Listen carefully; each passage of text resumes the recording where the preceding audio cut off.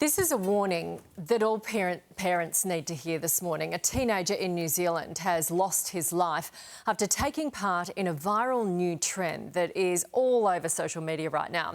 It's called Run It Straight, and it involves two people charging straight at each other head on without any protective gear.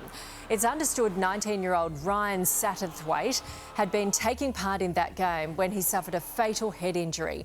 Now, experts are sounding the alarm, saying this is the most dangerous sport in the world. Dr. Alan Pearce, leading sports neuroscientist, joins us live in Melbourne. Good morning. Dr. Alan, have you ever seen something so dangerous?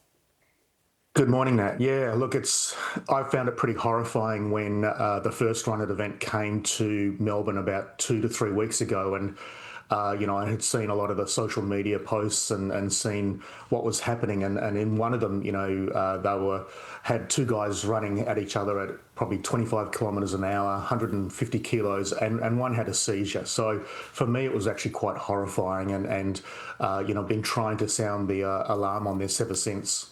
OK, so we're seeing kids as young as 15 getting involved. Things on social media just go berserk way before parents have even heard of it. What do you say to parents out there?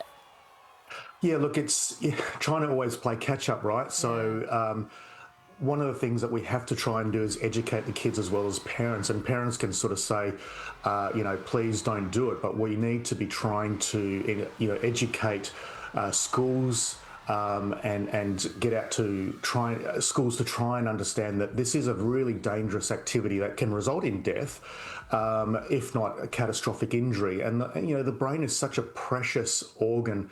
It goes through all sorts of forces with these huge hits.